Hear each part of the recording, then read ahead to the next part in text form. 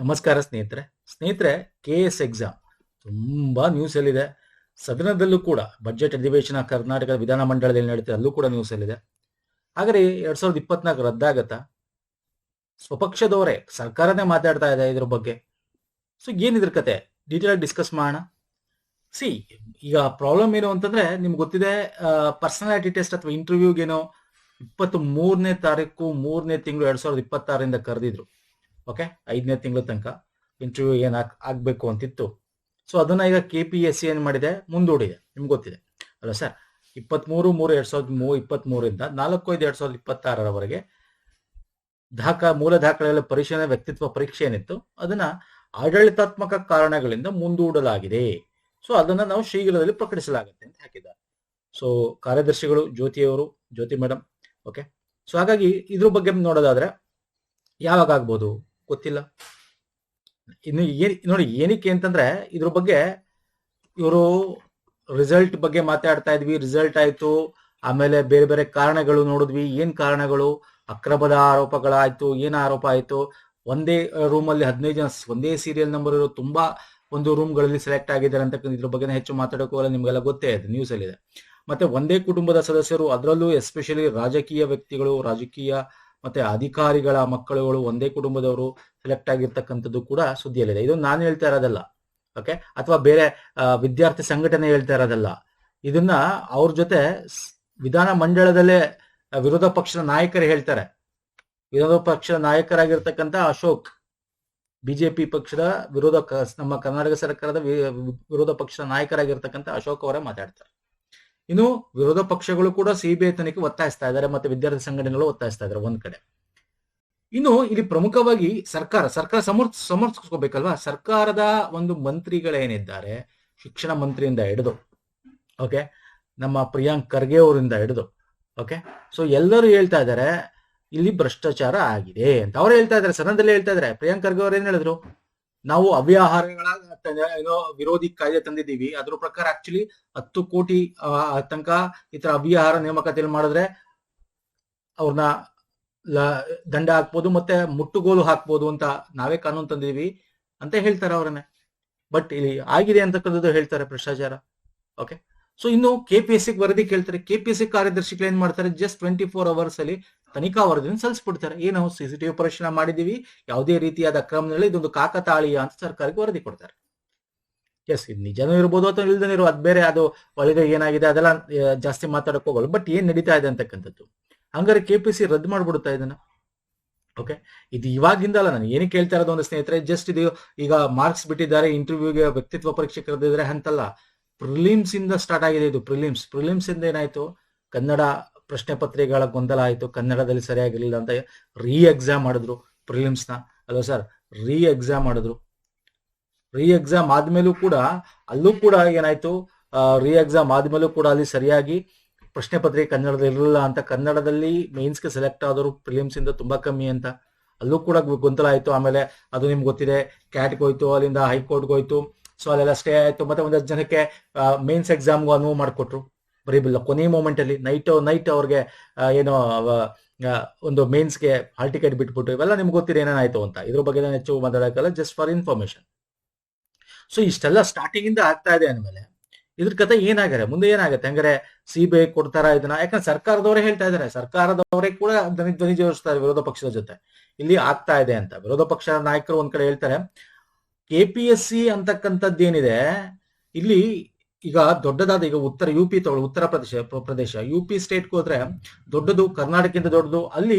ಅಲ್ಲಿನ UPಯ ಒಂದು state public commission ಅಲ್ಲಿ 10 ರಿಂದ 11 ಜನ ಅಷ್ಟೇ ಇರೋದು ಮೆಂಬರ್ಸ್. ಅದೇ ಕರ್ನಾಟಕದಲ್ಲಿ ಯಾಕೆ ಅಪ್ರಾಕ್ಸಿಮೇಟ್ಲಿ 18 ತನಕ ಜನ ಇದ್ದಾರೆ ಅಂತ ಕೇಳ್ತಾರೆ. ಯಾಕೆ ಜನ ಜಾಸ್ತಿ ಆದ್ರೆ ಭ್ರಷ್ಟಾಚಾರ ಜಾಸ್ತಿ ಅಂತ ವಿರೋಧ ಪಕ್ಷ ನಾಯಕರು ಹೇಳ್ತಾರೆ, ಸದನದಲ್ಲಿ ಹೇಳ್ತಾರೆ, ರೆಕಾರ್ಡೆಡ್ ಇದು. ಓಕೆ, ಸೊ ಹಾಗಾದ್ರೆ ಏನಾಗುತ್ತೆ, ವಾಟ್ ಈಸ್ ನೆಕ್ಸ್ಟ್ ಅಂತ ನೋಡೋದಾದ್ರೆ ಮುಂದೇನು ರದ್ದಾಗುತ್ತಾ? ರದ್ದು ಅಂತಕ್ಕಂಥದ್ದು ಮಾಡೋ ಚಾನ್ಸ್ ಇದೆ, ಬಟ್ ಅದು ಸುಲಭ ಅಲ್ಲ. ಹೇಳ್ತೀನಿ ಏನಕ್ಕೆ ಅಂತ. ಈಗ ಫಾರ್ ಎಕ್ಸಾಂಪಲ್ 2011 ನೋಟಿಫಿಕೇಶನ್ ಆಗಿತ್ತು ಹಿಂಗೇನೆ. ಅಲ್ಲಿ ಮಾರ್ಕ್ಸ್ಗಳು ಟ್ಯಾಂಪರಿಂಗು ಆಗಿರ್ಬೋದು, ಬೇರೆ ಬೇರೆ ಭ್ರಷ್ಟಾಚಾರ, CBI ತನಿಖೆ ಕೂಡ ಆಯಿತು. ಹಾಗಾಗಿ 2014ರಲ್ಲಿ ರದ್ದು ಕೂಡ ಮಾಡಿದ್ರು. ಆಮೇಲೆ 2016ರಲ್ಲಿ ಕ್ಯಾಟ್ ಅದು ರದ್ದು ಮಾಡಂಗಿಲ್ಲ ಅಂತ ಹೇಳ್ತು. ಅದೆಲ್ಲ ದೊಡ್ಡ ದೊಡ್ಡ ಕತೆಗಳು. ಓಕೆ, ಮಾಡಿದ್ರು ಕೂಡ ಕೆ ಎಸ್ದು ಅಡ್ಮಿನಿಸ್ಟ್ರೇಟಿವ್ ಗ್ರೂಪ್ ಎ ಗ್ರೂಪ್ ಇದು ಏನಾಗಿತ್ತು ನೋಟಿಫಿಕೇಶನ್ ರದ್ದು ಕೂಡ ಮಾಡಿದ್ರು. ಇದೇ ತರ ಬೇರೆ ಬೇರೆ ಏನೋ ಇಶ್ಯೂಸ್ಗಳು ಇದೇ ತರ ಸೇಮ್ ಆಲ್ಮೋಸ್ಟ್. ಓಕೆ, ಇನ್ನೂ ಜಾಸ್ತಿ ಅಲ್ಲಿ ಸಿಬಿಐ ತನಿಖೆ ಕೂಡ ಆಗಿ ಎಲ್ಲ ಆಗಿ ಏನೇನೋ ಮಾಡಿ ಮತ್ತೆ 16ರಲ್ಲಿ ಅದನ್ನ ಇಲ್ಲ ಅಪಾಯಿಂಟ್ಮೆಂಟ್ ಕೊಡಬೇಕು ಅಂತ ಕ್ಯಾಟ್ ಕೂಡ ಹೇಳ್ತು. ಅದೆಲ್ಲ ಬೇರೆ ಬೇರೆ ಕಥೆಗಳಿದೆ. ಸೊ ಇದು ಅಂದ್ರೆ ಮಾಡ್ಬೋದು. ನಾನು ಏನಕ್ಕೆ ಕೇಳ್ತಾ ಇದೀನಿ ಗೊತ್ತಾ, 2014 ರದ್ದು ಮಾಡಿದ್ರು ಸರ್ಕಾರ ಅಂತ ಯಾಕೆ ಹೇಳ್ತಾ ಇದೀನಿ ಅಂದ್ರೆ 2014ರಲ್ಲಿ ಯಾರಿದ್ರು ಮುಖ್ಯಮಂತ್ರಿ? ಸಿದ್ದರಾಮಯ್ಯನೇ ಮುಖ್ಯಮಂತ್ರಿ, ಸಿಎಂ ಆಗಿದ್ದು ಆ ಟೈಮಲ್ಲಿ. 13ರಲ್ಲಿ ಅವರು ಸಿಎಂ ಆಗ್ತಾರೆ. ಈ ನೋಟಿಫಿಕೇಶನ್ 11, 14ರಲ್ಲಿ ರದ್ದು ಕೂಡ ಮಾಡಿರ್ತಾರೆ ಅದನ್ನ, ಅಲ್ವಾ ಸರ್? ಓಕೆ, ಬಟ್ ಅದು ಸುಲಭ ಅಲ್ಲ. ಯಾಕೆಂತಂದ್ರೆ ನೋಟಿಫಿಕೇಶನ್ ಆಗಿ ಇದೆಲ್ಲ ಎಕ್ಸಾಮ್ ಆಗಿ ಪುನಃ ಅದು ಎಲ್ಲ ಕೋರ್ಟ್ಗಳು ಹೋಗುತ್ತೆ. ಹಂಗಾರೆ ಏನಾಗ್ಬೋದು? ಓಕೆ, ರದ್ದು ಮಾಡಕ್ ಹೋಗ್ಲಿಲ್ಲ ಸರ್ಕಾರ ಅಂದ್ರೂ ಕೂಡ ಪುನಃ ಲಾಸ್ಟ್ ಟೈಮ್ ಆಗಿ ಏನೋ ಆಗಿತ್ತು, ಈಗ ಮಾಡೋದ್ ಬೇಡ ಅಂತ ಅವ್ರು ಆದ್ರೂ ಕೂಡ ಬೇರೆ ಬೇರೆ ಕಾರಣಗಳಿಂದ ಸ್ಟೇ ತರಬಹುದು. ಸ್ಟೂಡೆಂಟ್ಸ್ಗಳು ಹೋಗಿ ಈ ರಿಸಲ್ಟ್ ಮೇಲೆ ಮತ್ತೊಂದು ಬೇರೆ ಒಂದು ಇಶ್ಯೂಸ್ ಗಳನ್ನ ಕ್ರಿಯೇಟ್ ಮಾಡಿ ತರಬಹುದು. ಕ್ರಿಯೇಟ್ ಮಾಡೋದ್ರಲ್ಲಿ ತುಂಬಾ ಇದೆ. ನಂದೇ ಒಂದು ಎಕ್ಸಾಂಪಲ್ ಹೇಳ್ಬಿಡೋದು, ಬಟ್ ಬೇಡ ಇಲ್ಲಿ. ಓಕೆ, ಸೊ ಇಲ್ಲಿ ಟೆಂಪರರಿ ಸ್ಟೇ ಕೂಡ ಹೋಗಿ ಹಾಕಿ ಇದು ರಿಸಲ್ಟ್ಗೆ ಮಾಡುವಂತ ಚಾನ್ಸಸ್ ಇರುತ್ತೆ. ಯಾಕಂದ್ರೆ ಇಷ್ಟೊಂದು ಇಶ್ಯೂಸ್ ಗಳಾಗಿದೆ, ಸದನದಲ್ಲಿ ಚರ್ಚೆ ಆಗಿದೆ, ಇವೆಲ್ಲ ತಗೊಂಡು ಟೆಂಪರರಿ ಸ್ಟೇ ಕೊಡಿ ಅಂತ ಒಂದಷ್ಟು ಎಳೆಯ ಕಥೆಗಳನ್ನು ಹಾಕ್ಬೋದು. ನಿಮ್ಗೆ ಗೊತ್ತಿರ್ಲಿ, ಇದೊಂದು ಪಂಚವಾರ್ಷಿಕ ಯೋಜನೆ ಯಾವುದು? KS ಗೊತ್ತಿರ್ಲಿ. ಬೇರೆ KPSC ನೋಡಿ, KPSC ಅದಕ್ಕೆ ಹೇಳ್ತಾ ಇರೋದು, ಅದಕ್ಕೆ ಅದರ್ ಏಜೆನ್ಸಿಗೆ ರಿಕ್ರೂಟ್ಮೆಂಟ್ ಕೊಡಬೇಕು ಅಂತ ಸರ್ಕಾರನೇ ಮಾತಾಡ್ತಾ ಇದೆ. KPSC ಬೇಡ ಅಂತ ಯಾಕೆ ಕೊಟ್ವಿ ಅಲ್ಲಿಗೆ, ಬೇರೆ ಏಜೆನ್ಸಿಗೆ ಅಂದ್ರೆ KA ಕೊಡಬೇಕು ಅಂತ. ಸೊ ಹಾಗಾದ್ರೆ ಇದನ್ನ ರದ್ದು ಮಾಡಕ್ಕಾಗಲ್ಲ ಅಂತ ಬಗ್ಗೆ ರೀ ಎಕ್ಸಾಮ್ ಮಾಡ್ಬೋದಾ? ಹಂಗಾರೆ ಪ್ರಾಮಾಣಿಕರ ಕತೆ ಏನು? ರೀ ಎಕ್ಸಾಮ್ ಮಾಡ್ಬೋದು ಬೇಕಾರೆ. ಓಕೆ, ರೀ ಎಕ್ಸಾಮ್ ಪುನಃ ಮಾಡಕ್ ಹೋಗ್ಬೋದು. ಸ್ಟಾರ್ಟಿಂಗ್ ಇಂದ ಇದ್ರಲ್ಲಿ ಭ್ರಷ್ಟಾಚಾರ ಇದೆ, ಸ್ಟಾರ್ಟಿಂಗ್ ಇದೆ ಅಂತ ಅನ್ನೋದು ಗೊತ್ತಾದ್ರೆ ಇಲ್ಲ ಮೇನ್ಸ್ ರೀ ಎಕ್ಸಾಮ್ ಮಾಡ್ಬೋದು, ಅಥವಾ ಸ್ಟಾರ್ಟಿಂಗ್ ಇಂದಾನೆ ಸರ್ಕಾರಕ್ಕೆ ಅಧಿಕಾರ ಇದೆ. ಈಗ ಫಾರ್ ಎಕ್ಸಾಂಪಲ್ PSI ತಗೊಳ್ಳಿ. PSI ಏನಾಯ್ತು, ಎಲ್ಲ ಆಗಿ ರಿಸಲ್ಟ್ ಬಂದು ಅದು ಸೆಲೆಕ್ಟ್ ಆಗೋ ಟೈಮಲ್ಲಿ ಭ್ರಷ್ಟಾಚಾರ ಅದು ಇದೆಲ್ಲ ನಿಮ್ಗೆ ಗೊತ್ತಿರೋ ಹೋರಾಟ ಏನಾಯ್ತು. ಆಮೇಲೆ ಅದನ್ನ KA ಕೊಟ್ರು. ಹಂಗೆ ಇದನ್ನು ಕೊಡ್ಬೋದು, ಚಾನ್ಸಸ್ ಇದೆ, ಸರ್ಕಾರಕ್ಕೆ ಅಧಿಕಾರ ಇದೆ. ಅದನ್ನು ಬೇಕಾದ್ರೆ ಕೋರ್ಟ್ಗೆ ಹೋಗ್ಬೋದು ಇವರು. ಸೊ ಬೇರೆ ಬೇರೆ ಇದನ್ನ ಇದೆ, ಬಟ್ ನೋಡ್ಬೇಕು. ಬಟ್ ಅಟ್ಲೀಸ್ಟ್ ಇದಲ್ಲ ಅಂದ್ರೆ ನೆಕ್ಸ್ಟ್ KS ಏನಾಗಬೇಕಾಗಿದೆ, ನೋಟಿಫಿಕೇಶನ್ ಮಾಡಬೇಕು ಅಂತ ಇದೆ. ಒಂದಷ್ಟು ಹುದ್ದೆಗಳ ಖಾಲಿ ಇದೆ, 16 KAಗೆ ಅಥವಾ ಬೇರೆ ಏಜೆನ್ಸಿಗಳನ್ನ ಕೊಟ್ಟು ಮಾಡಿಸ್ಬೇಕು, KPSC ಕೊಡೋದ್ ಬದಲು. ಯಾಕೆಂತಂದ್ರೆ KPSC ಏನಿದೆ ಮೊದ್ಲೇ ಅದು ಬೇರೆ ಬೇರೆ ಪೋಸ್ಟ್ ತಗೊಳ್ಳಿ, ಗ್ರೂಪ್ C ಮತ್ತೆ ಬೇರೆ ಬೇರೆ group C, group B related ಬೇರೆ ಅದರ್ ನಾನ್ ಗೆಜೆಟೆಡ್ ಪೋಸ್ಟ್ ಗಳಿಗೆ ಅದೇ 2 ವರ್ಷ 3 ವರ್ಷ ಮಾಡುತ್ತೆ. ಇನ್ನು KS ಅಂತ ನೀವು ಯಾವುದೇ ಒಂದು ತಗೊಂಡು ನೋಡಿ, ಪಂಚವಾರ್ಷಿಕ ಯೋಜನೆ. ಇಲ್ಲಿ ಇನ್ನೊಂದು ಇಶ್ಯೂ ಇದೆ. ಈ ಒಂದು ಎಸ್ಪೆಷಲಿ ಈ 2024 ಒಂದು 56% ರಿಸರ್ವೇಶನ್. ಇಲ್ಲಿ ನಿಮಗೆ ಎಲ್ಲಾ ಪ್ರೋಸೆಸ್ ಸುಲಭವಾಗಿ ನಡೆದ್ರು, ಸರ್ಕಾರ ಏನೋ ಮಾಡ್ಲಿಲ್ಲ ಅಂದ್ರೂ ಕೂಡ ಏನಾಗುತ್ತೆ, 56% ಇರೋದ್ರಿಂದ ಅದು ಕಂಪ್ಲೀಟ್ ಡಿಸಿಷನ್ ಆಗೋ ತನಕ ನಿಮಗೆ ಅಪಾಯಿಂಟ್ ಕೂಡ ಆಗೋದಕ್ಕೆ ಡೌಟ್ ಇರುತ್ತೆ. ಒಂದು ಈ ತರ ಎಲ್ಲ ತುಂಬಾ ಪ್ರಾಬ್ಲಮ್ ಇದೆ ಇಲ್ಲಿ. ಏನು ಹಂಗಾದ್ರೆ ಪ್ರಾಮಾಣಿಕರ ಪ್ರಾಬ್ಲಮ್ ಏನು? ಈಗ ನೋಡಿ, KA ತಗೊಳ್ಳಿ. KA ಏನ್ ಮಾಡಿದೆ, ಈಗ ಮೊನ್ನೆ ಎಕ್ಸಾಮ್ ಆಯ್ತು 708 ರಿಲೇಟೆಡ್, ಅದು ರಿಸಲ್ಟ್ ಬಂತು, ಅದ್ರದ್ದು ಡಾಕ್ಯುಮೆಂಟ್ ವೆರಿಫೈ ಎಲ್ಲ ಫಟಾಫಟ ನಡೀತಾ ಇದೆ. 6 ತಿಂಗಳು ವರ್ಷದೊಳಗೆ ನಿಮ್ಗೆ ಅಪಾಯಿಂಟ್ಮೆಂಟ್ ಲೆಟರ್ ಕೊಡುವಂಥದ್ದು. ಈ ರಿಸರ್ವೇಶನ್ ಏನಿದೆ 56, ಅದು ಹೈಕೋರ್ಟ್ ಅಲ್ಲಿ ಒಂದು ಕ್ಲಾರಿಟಿ ಸಿಕ್ಬಿಟ್ರೆ ಅದ್ರ ಪ್ರಕಾರ 50% ಕೊಡ್ಬೇಕಾ, ಅದ್ರ ಪ್ರಕಾರ ಕೊಡ್ತಾರೆ. 56 ಕೊಡ್ಬೇಕಾ, ಅದ್ರ ಪ್ರಕಾರ ಕೊಟ್ಬಿಡ್ತಾರೆ. So that is different. ಅಂದ್ರೆ ಅಟ್ಲೀಸ್ಟ್ ನೆಕ್ಸ್ಟ್ KA ಕೊಡಬೇಕು. ಬಟ್ ಇದೇನಾಗುತ್ತೆ ಗೊತ್ತಿಲ್ಲ, ಸರ್ಕಾರದ ನಿರ್ಧಾರ. ಸರ್ಕಾರನೇ ಇದರ ವಿರುದ್ಧವಾಗಿ ಮಾತಾಡ್ತಾ ಇದೆ ಅಂದ್ರೆ ಏನು ಬೇಕಾರಾಗ್ಬೋದು. ಮತ್ತೆ ವಿದ್ಯಾರ್ಥಿ ಸಂಘಟನೆಗಳು ಕೂಡ, ಎಲ್ಲರೂ ಕೂಡ ವಿದ್ಯಾರ್ಥಿಗಳು ಕೂಡ ಇದ್ರ ಬಗ್ಗೆ ಧ್ವನಿ ಎತ್ತಿ ಎಲ್ಲಾ ಕಡೆ ಸ್ಟ್ರೈಕ್ಗಳು ಮಾಡಬೇಕು ಅಂತೆಲ್ಲ ಮಾಡ್ತಾ ಇದ್ದಾರೆ. ಏನಾಗುತ್ತೆ ನೋಡ್ಬೇಕು. ಇದ್ರದ್ದು ಸುಲಭವಾಗಿ ಹೇಳಕ್ಕಾಗಲ್ಲ. ಯಾಕಂತಂದ್ರೆ KPSC is a constitutional body. ಏನ್ sir? KPSC is a constitutional body. ಸುಲಭವಾಗಿ ಅವ್ರನ್ನ ತೆಗಿಯಕ್ಕೂ ಆಗಲ್ಲ. ನಿಮ್ಗೆ ಗೊತ್ತಿದೆ, ಅಪಾಯಿಂಟ್ ಮಾಡ್ಬೋದು ರಾಜ್ಯಪಾಲರ ಮುಖಾಂತರ, ಸರ್ಕಾರ ತೆಗಿಬೇಕು ಅಂದ್ರೆ ರಾಷ್ಟ್ರಪತಿಗಳ ಮುಖಾಂತರ. ಬೇರೆ ನಿಮ್ಗೆ ಗೊತ್ತಿದೆ, ನಾನು ಸಂವಿಧಾನ ಪಾಠ ಮಾಡಕ್ ಬರಲ್ಲ. ಈಗ ನಿಮ್ಗೆ ಸಂವಿಧಾನದ ಪ್ರಕಾರ ರೂಲ್ಸ್ ಗೊತ್ತಿದೆ. ಸೊ ಏನ್ ಮಾಡ್ಬೋದು ಸರ್ಕಾರ, KPSCನ ಹಂಗೆ ಡಮ್ಮಿ ಬಿಟ್ಬಿಟ್ಟು ಅವ್ರಿಗೆ ರಿಕ್ರೂಟ್ಮೆಂಟ್ಗೆ ಅಲ್ಲಿ ಕೊಡೋದ್ ಬದಲು ಬೇರೆ ಡಿಪಾರ್ಟ್ಮೆಂಟ್ಗಳು ಏನು KPSC ಕೊಡ್ತಾರೆ, KA ಕೊಡೋದು ಅಥವಾ ಇನ್ನೊಂದು ಯಾವ್ದೋ ರಿಕ್ರೂಟ್ಮೆಂಟ್ ಏಜೆನ್ಸಿ ಮಾಡಿ ಅದ್ರ ಮುಖಾಂತರ ಮಾಡುವಂತ ಕೆಲಸ ಮಾಡ್ಬೋದು.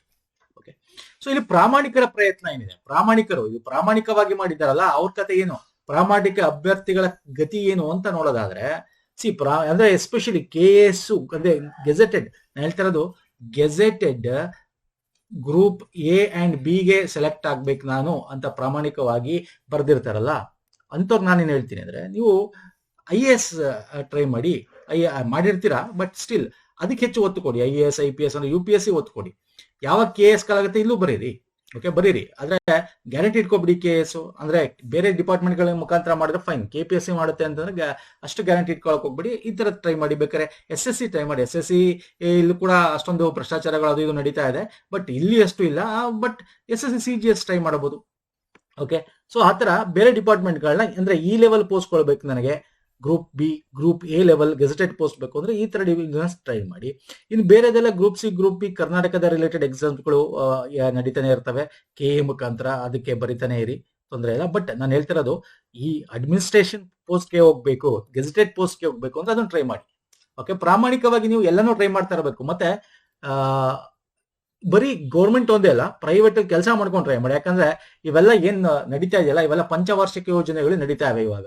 ಓಕೆ, ಸರ್ಕಾರದಲ್ಲೂ ದುಡ್ಡಿಲ್ಲ, ಅವರು ಕೂಡ ಅದನ್ನ ಬೇರೆ ಬೇರೆ ಕಾರಣಗಳನ್ನ ತೋರಿಸಿ ಅವರು ಪಂಚವಾರ್ಷಿಕ ಯೋಜನೆ ಮಾಡ್ತಾ ಇದ್ದಾರೆ.